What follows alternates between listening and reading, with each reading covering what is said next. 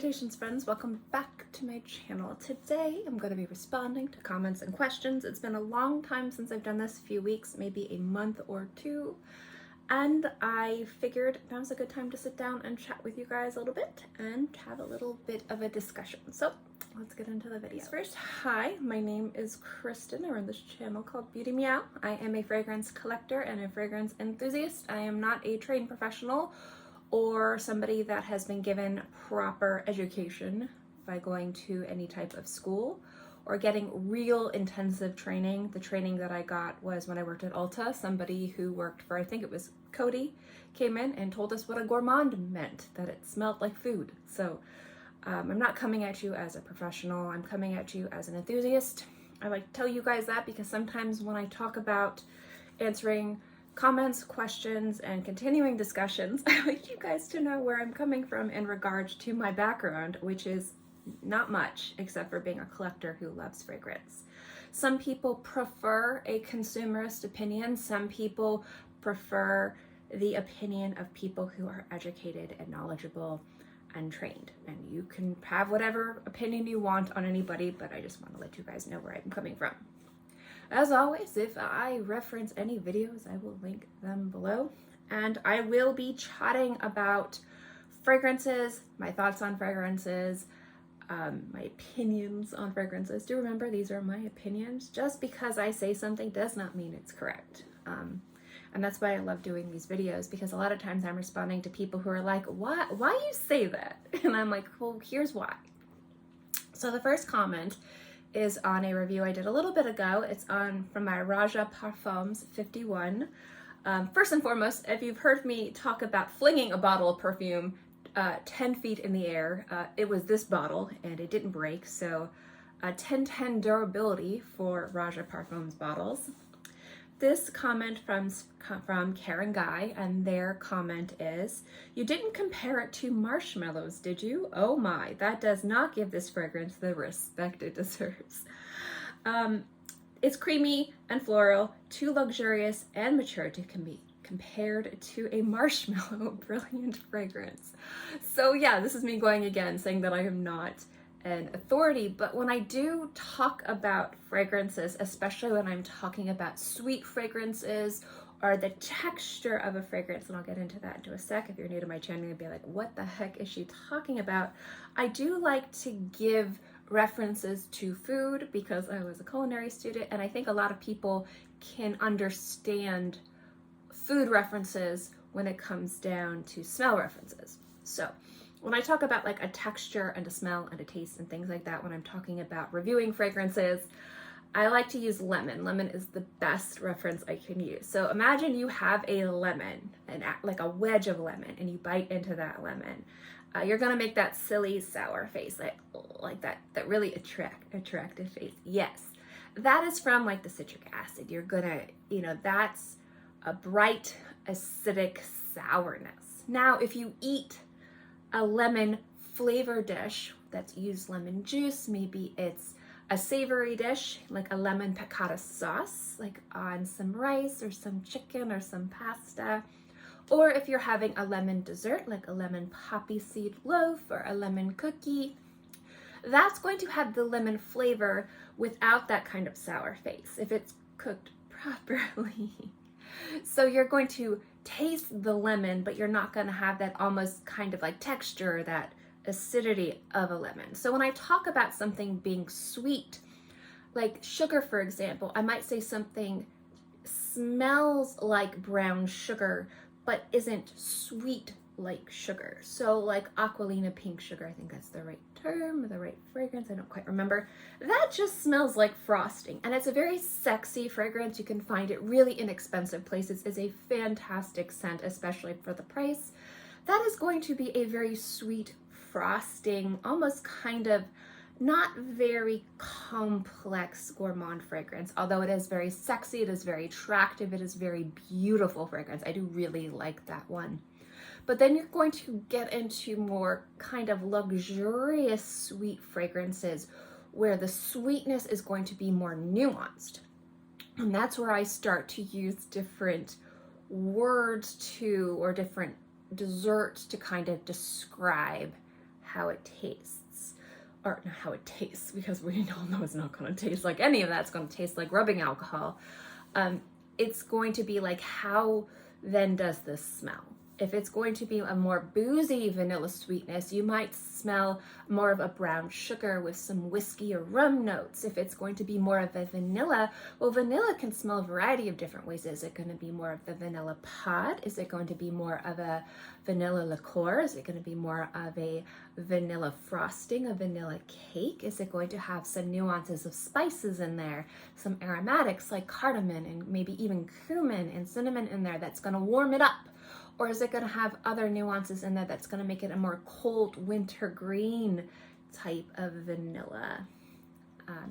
So those are still gourmand. That's still a sweet vanilla, but those are way different ways that a vanilla can smell. So when I talk about a fragrance having a marshmallow-like sweetness, I'm not saying that it smells like a marshmallow, that it has the cheapness of like a jet puffed, although those are very expensive marshmallows. I do really like to eat them. And, you know, I'm talking about the sweetness is light and fluffy and soft. There's something about it that's ethereal. And specifically when Raja creates women's fragrances, especially when he is relying specifically on powders and complexity, you get this billowy, soft, marshmallowy sweetness that I find to be very luxurious and soft. So don't kind of view it as it being like a marshmallow, but as more of the texture of a marshmallow, not like something super sticky marshmallow fluff, you know, frosting, but like when you have a soft sweetness in a fragrance that is commingling with irises and woods and aromatics, and it comes together to be fluffy and soft, but still very aromatic and luxurious and special and brilliant. To me, that is super special. So when I'm talking about a marshmallowy sweetness in a luxurious way, that's kind of like what I mean. Although I'm not a wordsmith, I'm not very articulate, I'm not very good at this at all, so I can understand people being like, what? But that is what I mean when I say things like that. And that's why I always, like in every video I say, I'm a chatty channel, I'm going to talk for 20 minutes on this like $10 bottle of perfume, although Raja Parfums 51 is not a $10 bottle of perfume. But, my big old butt, that is what I mean when I'm comparing it to a marshmallow, is the texture of the marshmallow. The fact that, I think it was like, what was it, like Brooklyn 99, where they were all trying to like see if Captain Holt, like what his reaction to eating a marshmallow would be, and he was just laughing and giggling like way too much. Like the texture of it, it's like the texture is unexpected, but it's something about it is just fluffy and special and like unique. It's marshmallowy. And to find that soft, billowy sweetness in a very luxurious, dense, complex fragrance makes that balance very elevated, very special, very beautiful. And I think that's what I was trying to get across in that review. So anyway, yes, this comment is on my my sand carving setup. If you guys don't know why I've been so MIA, is because I reopened my sand carving studio. I do own several small businesses. Most of my income currently is passive. I also do painting commissions. I actually just got a commission for a Muppet. I get so excited when people want me to paint Muppets. I love it.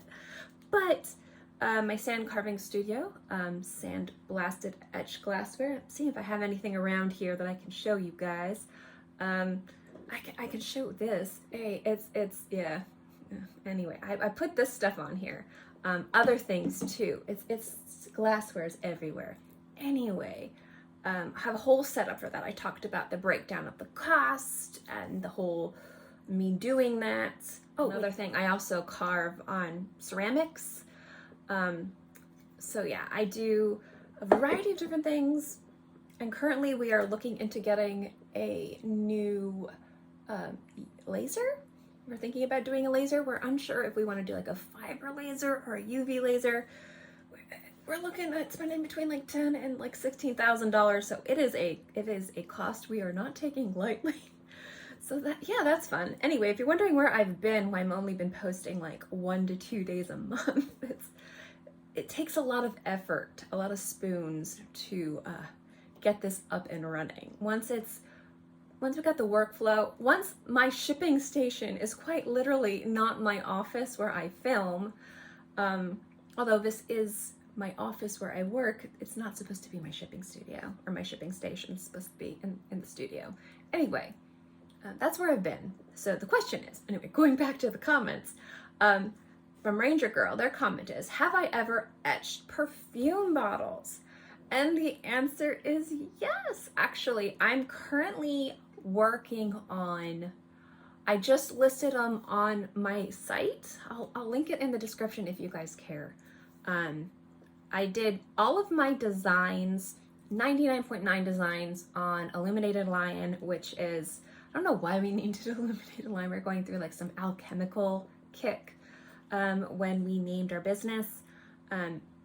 Most of those, like I said, 99.9 of those are hand-drawn designs. So I had a bunch of little 30 ml decant bottles, like crystal bottles, because sometimes people will want to buy decants from me, and if they're going to be buying like 30 ml decants, I like to give like nice little bottles. So I had some of those, and I went to the camellia show at the local botanical gardens, and I took a bunch of pictures of camellias, and I had taken one of those pictures and I had turned it into a design to put on some glassware. And then we made it into a little tiny stencil like this big, and we had put it on one of those bottles. And then my mother-in-law also used to own an orchid farm in Hawaii, and she does orchids now. And when it's like 20 degrees, oh my goodness, our whole life revolves around orchids. So I'd taken a bunch of photos of her orchids, and I had turned one of her orchids into a design, and I had etched it on one of these bottles. And I decided that these look really cool, so I just put one or two of them up on my shop because I thought that they looked really nice. And I'd always talked about if I had owned my own perfume brand, or if I did decide to start selling decants a little bit more than just people reaching out to me, I would probably etch the bottles and have that be something a little bit more artisan, just because I like to do things like that. So yes, I have etched perfume bottles. And actually, when I owned the studio down south, because right now I live in Gainesville, and before I used to live in Fort Lauderdale, when I was working with yacht people, because yacht people will send you everything to etch, I had somebody would send me glassware to say, is this etchable? Can you monogram this? Can you memorialize this? So say they'd have something, like I had a woman who had, for her wedding, she wanted to have her grandmother, she wanted to drink from her grandmother's stemware, and she wanted her dates added to the dates on the stemware. And sometimes people will send vases or urns or things like that. And I think somebody sent like a bottle. I don't think it was a perfume bottle, but it was like a crystal bottle that looked like it could have been like a perfume bottle. Unfortunately, we were unable to etch it, not because it was unetchable, but because it wouldn't have looked good. The glass was too thick, and it wouldn't have shown very nicely, and we didn't feel comfortable etching something that would, in our opinion, have ruined the integrity of the piece. So a lot of times when people come to us with their own personal glassware that they want us to etch, we will take the L if we think that it won't come out looking beautiful. So sometimes you'll see some opaque glassware, like black glass, or like really deep dark blue glass. And we've etched that before, but there's something about the color and the deepness of the glass and the color that it doesn't look like, when you look at it in person, it looks just soft. It looks like a shadow. It doesn't look nice and vibrant and a good contrast. So we've done a few pieces like that in the past, but it's nothing that we've decided to continue doing because we don't like the way it looks, and we feel comfortable etching those if it's, say, like a piece of vintage glass that we find at the thrift store, because we do upcycle pieces sometimes. And if somebody's coming to us and saying, this is an heirloom, this is something that's really important, and it would be wonderful if we could etch something front and center for people to see, to memorialize it, and we're going to be like, that would not look good, it would ruin it. And so we will say, no, we're not comfortable doing that because you will not be happy. If you want to get somebody else to do it, that's fine. But we're going to tell you right now, that's not going to look good. And so we had a bottle. It was a really beautiful, thick crystal bottle. I think it was like really deep red glass, and it kind of had grooves in it. And we could have etched it, but it would have looked like, it just wouldn't have looked nice. And I think it was a perfume bottle. We didn't etch it, but I have etched perfume bottles before, but the ones that look really, really good are just generally like clear glass or slightly colored glass. What I love etching is, again, I'm just showing you, I like etching ceramics. Ceramics is fun to etch. However, it is a pain in the butt because you have to sit here, and if it takes, say, like 20 seconds to etch a pint glass or a stein or a wine glass, it takes like 2 to 3 minutes to etch one of these things because you got to go in real deep to break through that glaze. But I think they look really, really cool. And when we do the laser, when we get the laser, we have some really exciting things planned with that. But we're just deciding which laser because one laser can't really do everything, or one laser can't do everything particularly well. So we're trying to figure that out. But have I etched perfume bottles? Yes. If I owned a perfume brand, would I etch my own bottles? Yes, I would actually. Also, if I had a decant, if I sold more decants, like more like, you know, than how I do now, I would obviously etch those. But I have, I'll link them below if you want to see them. Again, they're like the really inexpensive like glass bottles you get from Amazon that, again, like if somebody was buying a, you know, like 20 to 30 ml of a decant of mine, I would, you know, be, here you go. But there they are. And I think that they came out pretty cool. And that entire site is like the illuminated lion, that Etsy site.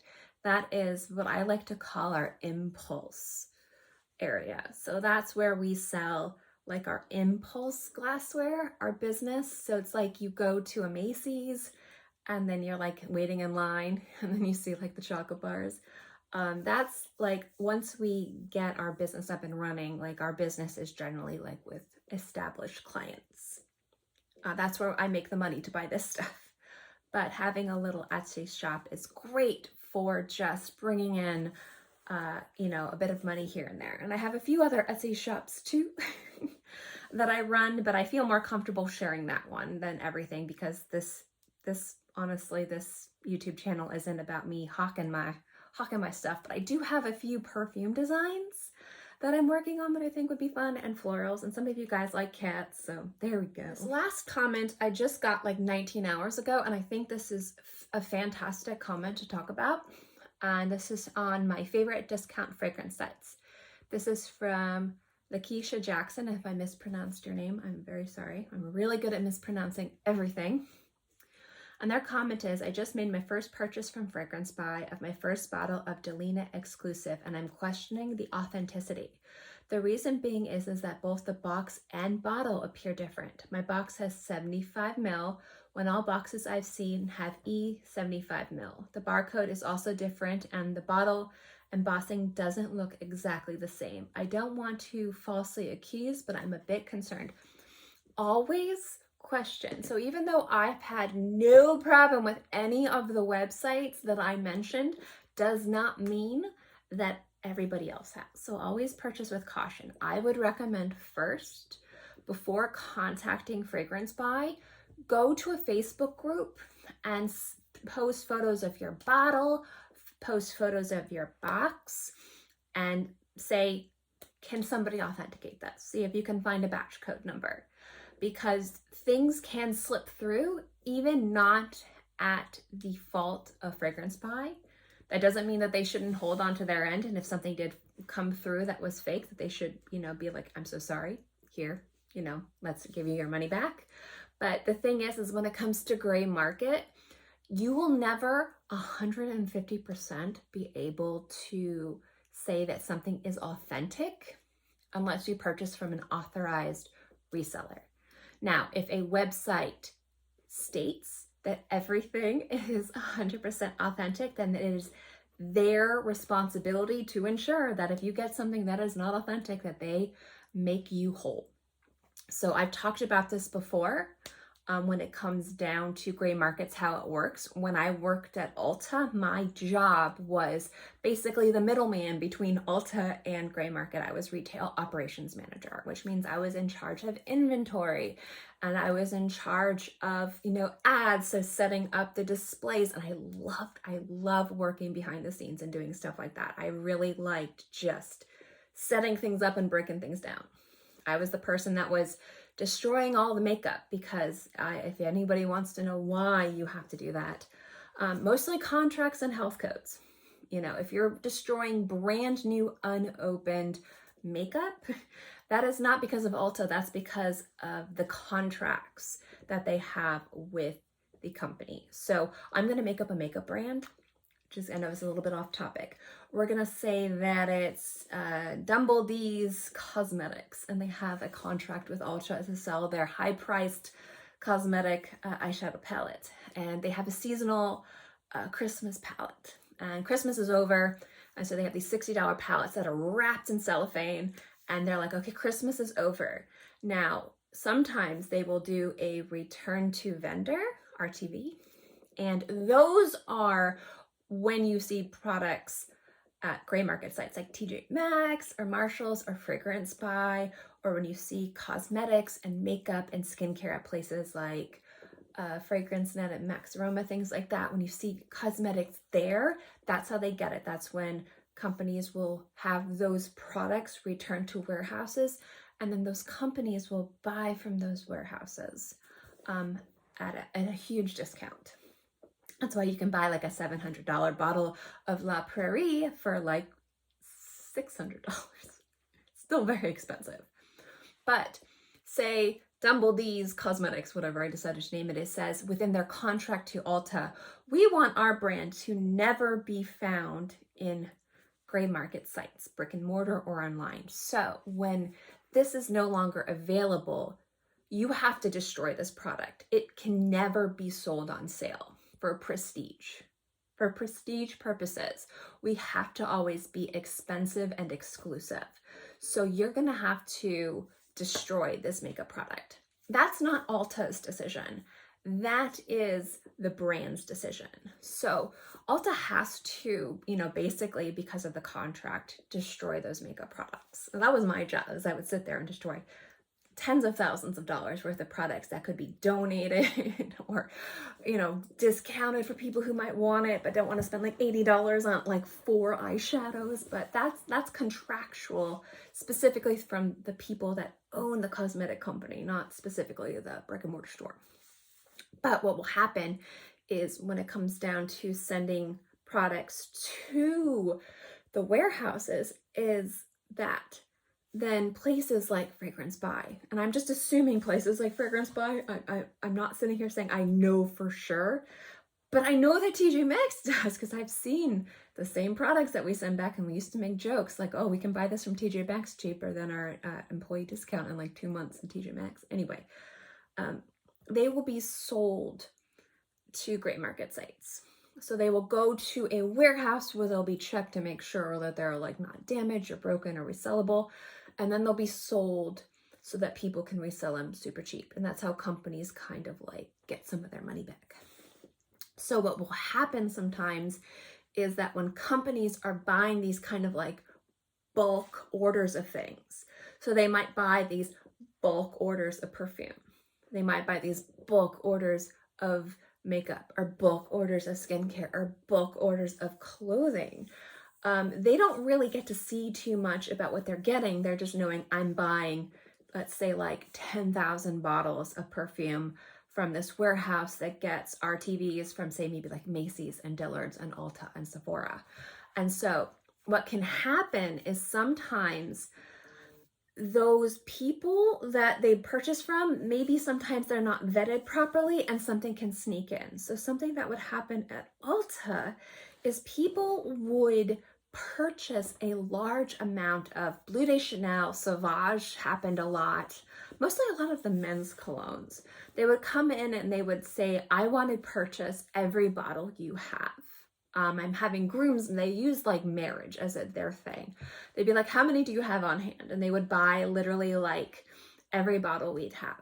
And then they would come back like a week later and say the marriage was off, and they would return the bottles. Now the bottles would still be unopened, but they would be fake bottles of perfume. And I knew that they were fake, because it was my job, because when we got big returns, and I obviously had to as a manager go in and inspect the returns, but also being somebody who loves fragrance, I also had a bit more of a knowledge about like fake fragrances.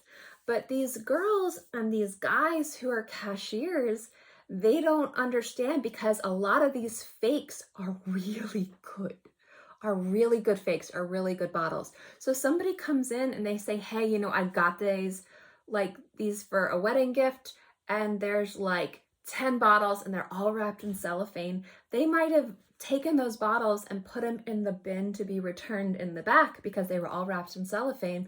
And some managers who might not know what to look for, who have now taken 10 fake bottles of Bleu de Chanel back, might be like, oh, are they back there? And they look in the bin. Oh, okay, they're all wrapped in cellophane, because the only thing they're worried about is making sure that they are still wrapped in cellophane for safety reasons. They're like, okay, cool. And so they accept the return. And then now say maybe Chanel recalls those bottles. Maybe they were 75 ml banana. Maybe Chanel is taking away 75 ml. So send all those back. And now we're gonna sell 500 ml only. I'm not saying that's actually how it works. So now all those fakes are being sent to this warehouse from a licensed distributor. And now people who are, you know, buying are buying fakes. And that's how, one way I've specifically seen fakes being distributed. And you're gonna be like, what? And I'm like, my little store in the middle of Central Florida. I cannot tell you how many times it has happened in my little store. I can tell you that there are fragrance crime rings. I can't tell you much more than that. That you would be surprised at what goes on with these crime rings just around fragrance. It is insane. When I started working there, I had already had my YouTube channel. I had already, you know, like loved fragrance and loved it, you know, and had worked in retail for a very long time. And working at Ulta, they were like, oh, we're going to tell you about the fragrance crime rings. And I'm like, oh, are you making a joke because I have a YouTube channel? And they're like, no, sit down and you need to read these emails and you need to talk to our loss prevention person. And if this ever happens, this is what you do and this is the procedure. I was like, oh my goodness. Like somebody was maced. People have had knives and guns pulled on them in our stores. Yeah, it is a real thing. So I'm not sitting here and I'm going into all these crazy stories. I am not saying that fragrance discount sites online are intentionally purchasing fakes and saying that they are not fakes. I am not, because there is a line of there's a lot that goes into them getting that end fragrance. Unless they are a licensed reseller, unless they work with specifically that brand. So say they have a contract with, say, I'm just going to mention it because you mentioned Parfum de Malle, and they say, hey, if you have any batch codes that you are pulling from retail sites, we would like to have first dibs on purchasing those so we can sell them at a discount here. Unless they have a contract like that, it is very possible that they could, within good faith, purchase something and assume that they have vetted everything and it's authentic according to everything that they vetted and done. And yes, a fake could have come through. That doesn't mean that you should be stuck. That means very much whenever you purchase from a gray market site, you have to understand that you are taking that risk for that huge discount, but do understand that you as a consumer have the rights that the business that you are purchasing from is basically stating. And I'm not saying this correctly. So basically what I'm saying is you're entering into a contract. This business is saying that, I don't know what I'm going to grab. I'm going to grab this because it's a bottle of perfume and I still haven't opened. I need to review for you guys. This bottle of Banana Republic Slate Arctic is 100% authentic.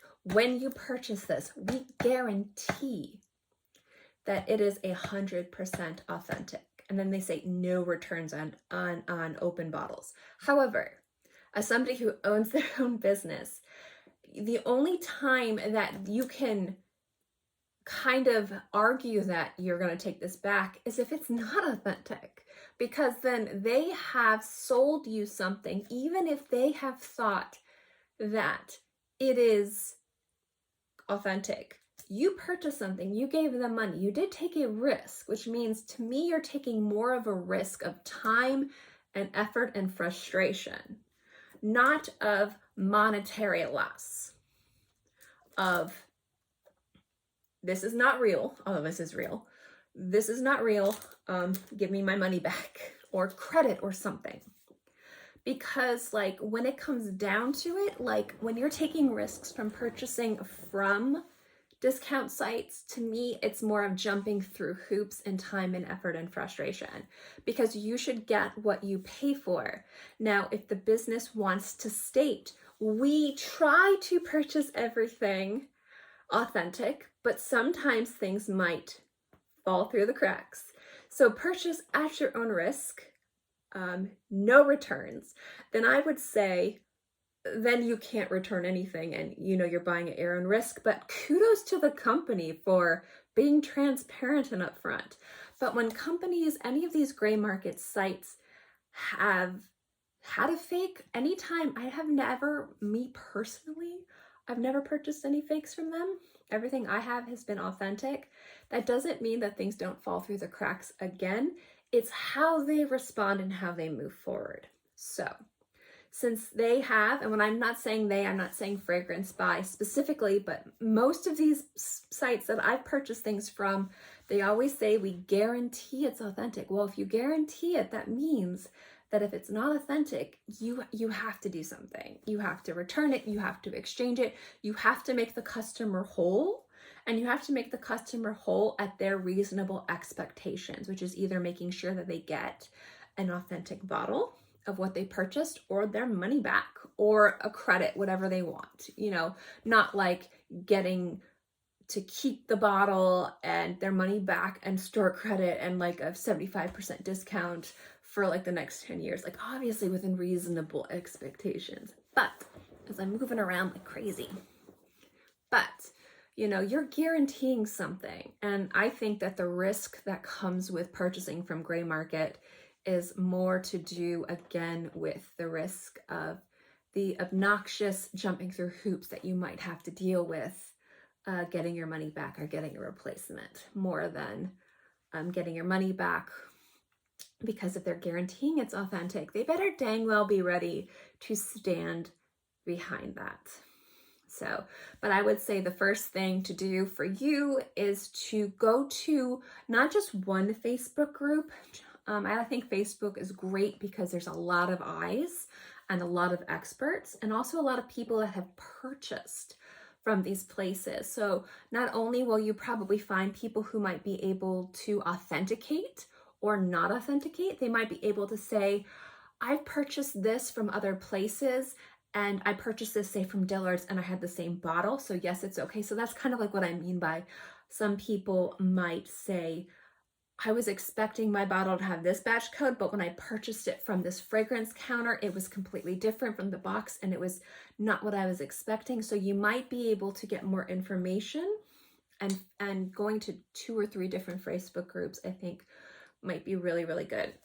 Once you have a good understanding on if it's authentic or not, then if it's not authentic and you've got a good bit of, I would say,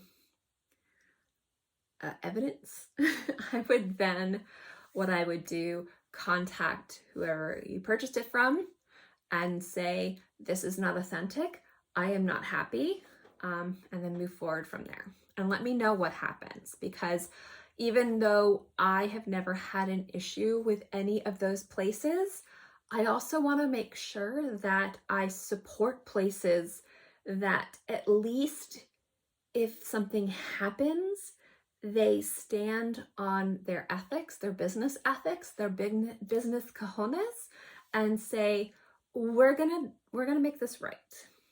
because that is, as a business owner, what you need to do. And especially these businesses make a lot of money, and customer service is the biggest, most important thing. So I would want to make sure that they made it right if they did let an inauthentic bottle pass through. So I do know that Parfums de Malle is a very hot, hyped house, and it is very much, those houses can and are usually easily, wildly counterfeited. So I would just say go to the Facebook groups and check it out, and then go from there.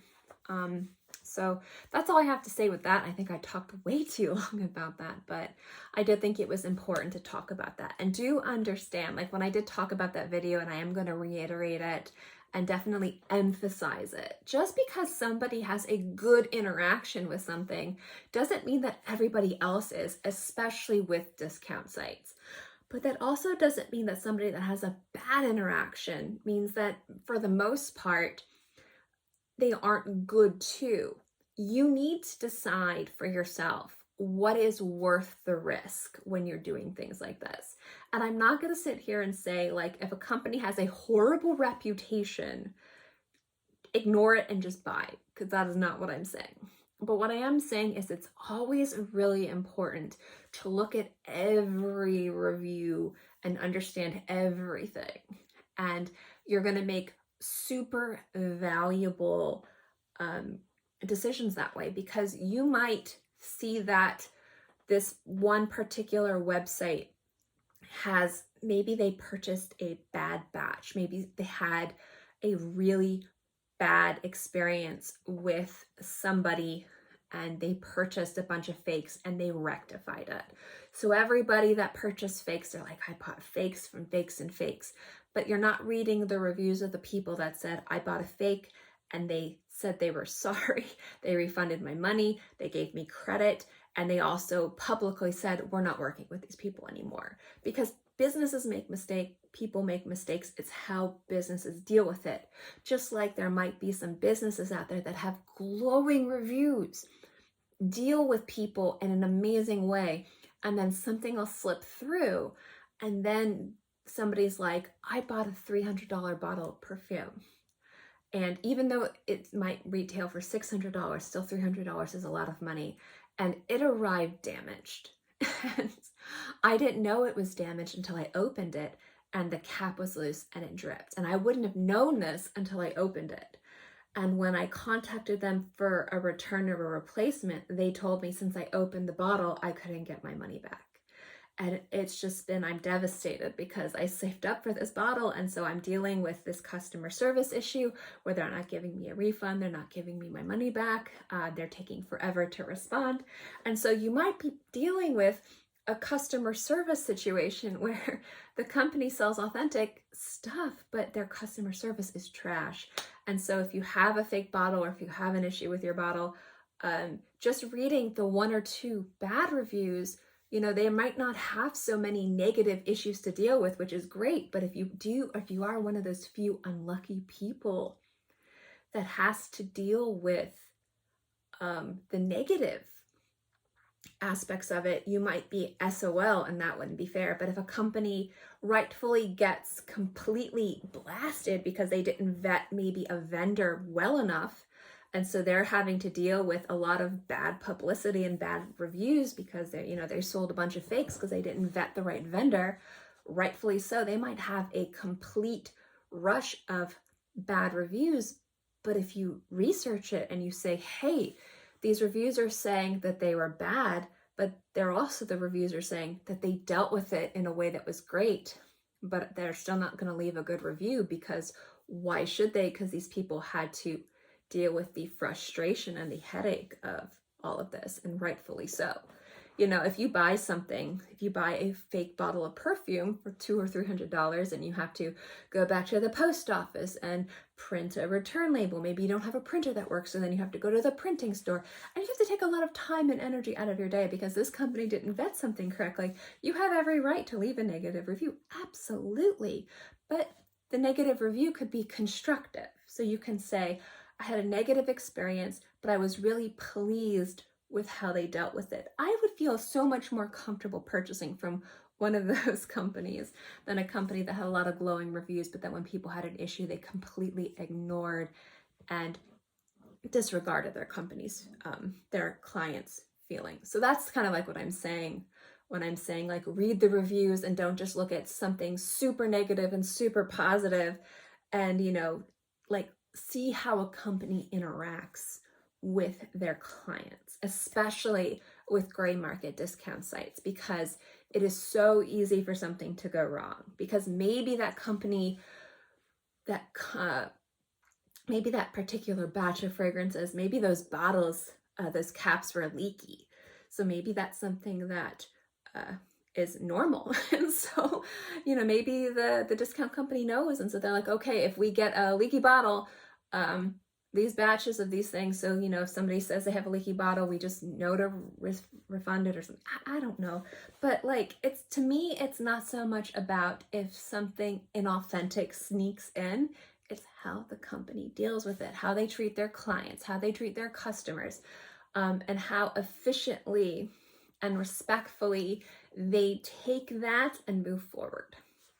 So I feel like I've been talking about this way too long, but it is super important, especially because perfume is so expensive, as I'm standing, like, you know, behind all this. And a lot of this was, again, purchased, and a lot of this was purchased from gray market sites. I too try to do my due diligence, and I also try to really emphasize the importance of being a responsible consumer, and that is also doing research from the places where you purchase from. And I also wanted to share my experience working at a place that was a licensed reseller that would be given and returned things because people are sneaky and scammy to try and, you know, get fake bottles to return so they get their money back, and then they'd have like $1,000 worth of, you know, true, authentic Bleu de Chanel and Sauvage, and then they would sell those. So that's kind of what I'm saying is you never know how these places could get fake bottles. It is possible. Get your bottle authenticated and then move forward, and I hope everything works out for you. I truly hope it was a batch code thing and just kind of weird marketing on their part, and everything is authentic and you're happy. And if not, I hope that they handle it in a respectful, responsible, and professional manner, because that's literally what they need to do, because otherwise, what's the point? I've talked way too long. I'm going to end the video here. Thank you guys so much for watching this video. I hope you enjoyed it. The shirt is on the larger side. I know it was kind of migrating, so please excuse me if you saw my cami underneath. But thank you guys so much for watching this video. If I didn't get to your comment or question, I will try to do these a little bit more frequently. I do enjoy doing these. But again, it's been a long time since I've done these. I think it's been a few weeks or a month or two. And I did want to talk about some of these a little bit more in depth, so I didn't answer too many comments. But as always, guys, thank you so much for watching this video. I hope you enjoyed it, and I'll see you next time.